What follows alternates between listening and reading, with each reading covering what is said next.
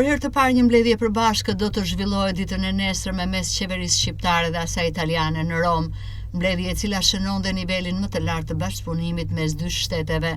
Shqipëria dhe Italia gëzojnë një numër të madh marrëveshjesh të nënshkruara apo projektesh të zhvilluara bashkarisht në fusha si mbrojtja, shëndetësia, teknologjia, infrastruktura, ekonomia e deri tek mbështetja për Shqipërinë drejt antarësimit në Bashkimin Evropian. Në vitin 2010 dy shtetet firmosën deklaratën e partneritetit strategjik.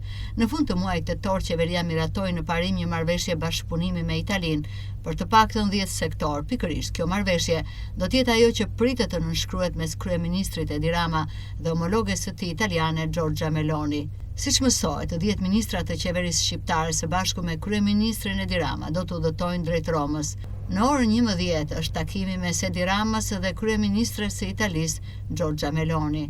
Në orën 12:30 është mbledhja e përbashkët me pjesëmarrjen e delegacioneve të dy vendeve, ndërsa rreth orës 14 pritet nënshkrimi i disa marrëveshjeve dhe memorandumeve në fusha si mbrojtja dhe siguria, energjia, migracioni, mbrojtja civile, shëndetësia, mjedisi, zhvillimi ekonomik dhe infrastruktura.